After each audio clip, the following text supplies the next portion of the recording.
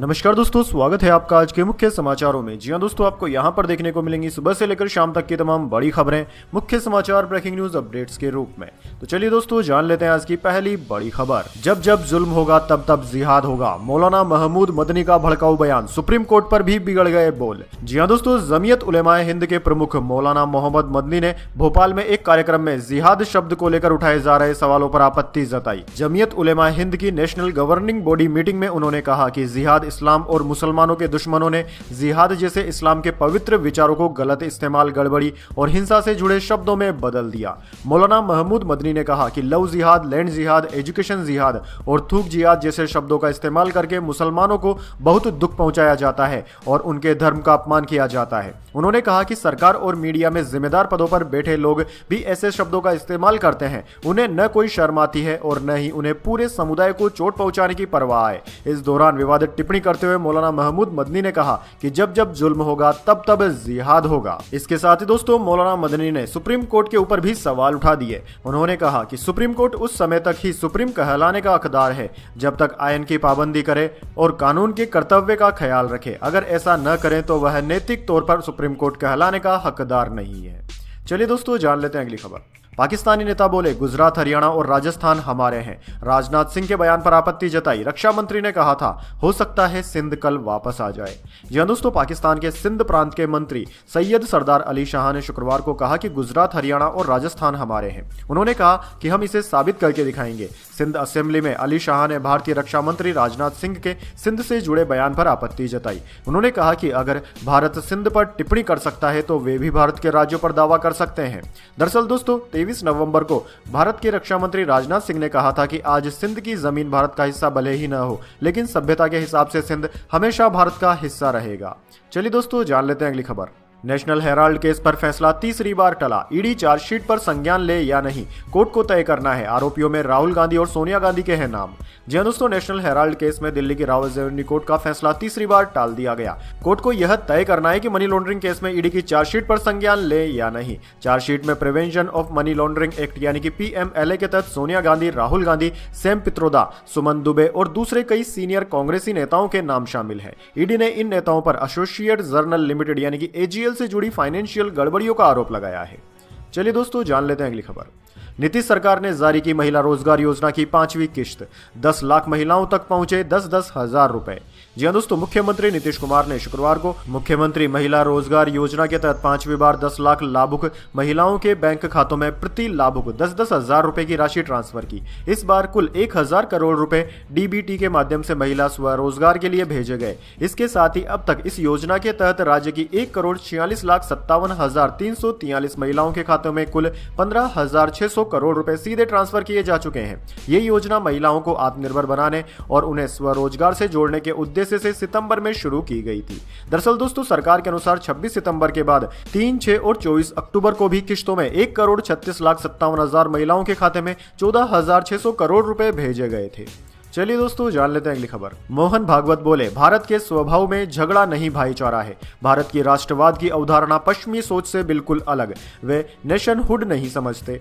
जी हां दोस्तों, राष्ट्रीय स्वयंसेवक संघ RSS के प्रमुख मोहन भागवत ने शनिवार को कहा कि झगड़ों में पड़ना भारत के स्वभाव में नहीं है। देश की परंपरा ने हमेशा भाईचारे और सामूहिक सद्भाव पर जोर दिया है। उन्होंने कहा कि भारत का राष्ट्रवाद का कंसेप्ट पश्चिमी व्याख्याओं से पूरी तरह अलग है। हमारी किसी से कोई बहस नहीं होती, हम झगड़ों से दूर रहते हैं। दुनिया के दूसरे हिस्से संघर्ष से भरे हालत में बने हैं।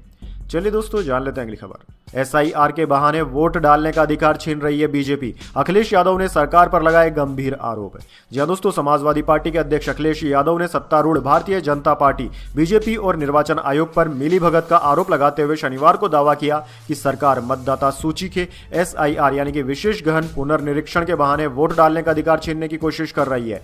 सपा चीफ अखिलेश यादव ने SIR अभियान के दौरान ड्यूटीरत एक BLO की कथित तौर पर ब्रेन हेमरेज से मौत के बाद उसके परिजनों को 2 लाख रुपए की आर्थिक सहायता प्रदान करने के बाद सपा मुख्यालय में एक संवाददाता सम्मेलन को संबोधित करते हुए यह बातें कही।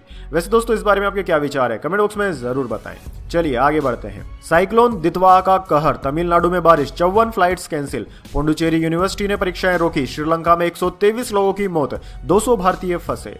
जी हाँ दोस्तों, श्रीलंका में तबाही मचाने के बाद साइक्लोन दितवाहा भारत की तरफ तेजी से बढ़ रहा है। तमिलनाडु, आंध्र प्रदेश और पुडुचेरी के तटीय इलाकों में भारी बारिश के साथ तेज हवाएं शुरू हो चुकी है। शनिवार शाम तक इसके और तेज होने की संभावना है। तमिलनाडु में भारी बारिश के कारण 54 उड़ानें रद्द कर दी गई है। पुडुचेरी सेंट्रल यूनिवर्सिटी ने साइक्लोन के कारण शनिवार को छुट्टी घोषित करते हुए सभी परीक्षाएं स्थगित कर दी। पुडुचेरी, कराईकल, माहे और यनम में सभी स्कूल और कॉलेज सोमवार तक बंद रहेंगे। उधर दोस्तों, श्रीलंका में दितवाहा के कारण बाढ़ और लैंडस्लाइड से 123 से ज्यादा लोगों की मौत हो गई है। 130 से ज्यादा लोग अभी भी लापता हैं। चलिए दोस्तों, जान लेते हैं अगली खबर। भारत में इंडिगो एयर इंडिया ग्रुप की 338 फ्लाइट्स प्रभावित, सॉफ्टवेयर अपडेट हो रहा। दुनिया भर में एयरबस के A320 विमानों में सोलर रेडिएशन का खतरा। जी हाँ दोस्तों, आपने बिल्कुल सही सुना। दुनिया में सबसे ज्यादा बिकने वाले एयरबस के A320 सीरीज के एयरक्राफ्ट्स पर तेज सोलर रेडिएशन का खतरा मंडरा रहा है। यह फ्लाइट कंट्रोल डेटा को खराब कर सकता है, जिससे एयरक्राफ्ट्स की ऊंचाई, डायरेक्शन कंट्रोल जैसी बेहद अहम जानकारी गलत हो सकती है। इस तकनीकी खराबी से बचने के लिए फ्रांस की विमानन कंपनी एयरबस ने सभी एयरलाइन कंपनियों से उनके बेड़े में शामिल A320 सीरीज के विमानों के सॉफ्टवेयर अपडेट करने के निर्देश दिए हैं। इसके कारण दुनिया भर में 6000 विमानों के ऑपरेशंस पर असर पड़ सकता है। चलिए दोस्तों, जान लेते हैं अगली खबर। उत्तराखंड भूकंप के सबसे ज्यादा खतरे वाले जोन में हुआ शामिल। देश का 61% हिस्सा खतरे की श्रेणी में। हिमालयन रीजन पहली बार जोन 6 में शामिल।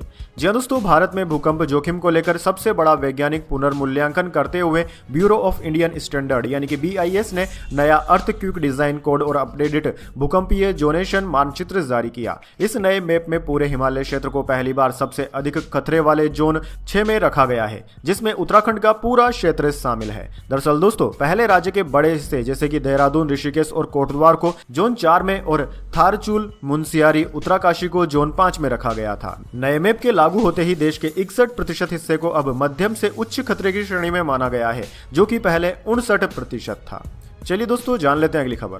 62 साल की उम्र में ऑस्ट्रेलियन प्रधानमंत्री ने शादी की। पत्नी 16 साल छोटी। प्रधानमंत्री रहते शादी करने वाले अल्बनीज पहले नेता। जी हाँ दोस्तों, ऑस्ट्रेलिया के प्रधानमंत्री एंथनी अल्बनीज ने शनिवार को अपनी पार्टनर जोडी हेडन से शादी की। 62 साल की अल्बनीज ऑस्ट्रेलिया के पहले ऐसे प्रधानमंत्री बन गए हैं जिन्होंने पद पर रहते हुए शादी की। दरअसल दोस्तों, अल्बनीज ने 46 साल की जोडी हेडन से कैनबरा में प्रधानमंत्री ऑफिस में शादी की। हेडन फाइनेंशियल सर्विस में काम करती है। अल्बनीज ने फरवरी 2024 में हेडन से सगाई की थी। चलिए दोस्तों, जान लेते हैं अगली खबर।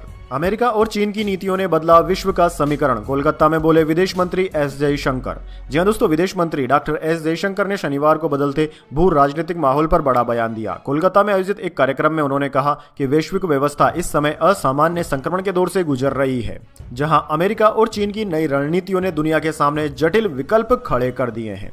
वैसे दोस्तों, इस बारे में आपके क्या विचार है, कमेंट बॉक्स में जरूर बताएं। चलिए आगे बढ़ते हैं। बंगाल में 8 महीने बाद वक्फ संशोधन कानून हुआ लागू। ममता बोली थी, गोली मार दो लेकिन धर्म के आधार पर बंटवारा नहीं होगा। जी हाँ दोस्तों, पश्चिम बंगाल में ममता सरकार 8 महीने के विरोध के बाद नए वक्फ संशोधन कानून को लागू करने पर राजी हो गई है। राज्य सरकार ने सभी जिलाधिकारियों को निर्देश दिया है कि राज्य की 8063 वक्फ संपत्तियों की जानकारी 6 दिसंबर 2025 तक केंद्र सरकार की UMID वेबसाइट पर अपलोड करें। वक्फ संशोधन कानून इस साल 4 अप्रैल को संसद के दोनों सदनों से पास हुआ था। तब पश्चिम बंगाल ने इसे अपने राज्य में लागू करने से मना कर दिया था। सीएम ममता बनर्जी ने 8 अप्रैल को एक रैली में कहा था कि जब तक पश्चिम बंगाल में ममता दीदी है, मुस्लिम समुदाय की संपत्ति की रक्षा करेगी। चलिए दोस्तों, जान लेते हैं अगली खबर। कांग्रेस नेता श्री प्रकाश जायसवाल का निधन। 81 साल के थे। मेयर से कोयला गृह राज्य मंत्री तक रहे। कानपुर में ली अंतिम सांस।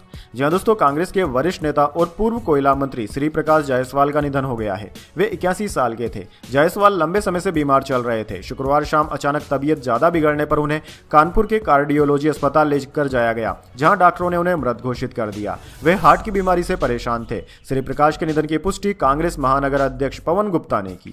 चलिए दोस्तों, जान लेते हैं अगली खबर। राजस्थान में बारिश और कोहरा। हिमाचल प्रदेश में रात का टेम्परेचर 5 डिग्री। उत्तराखंड में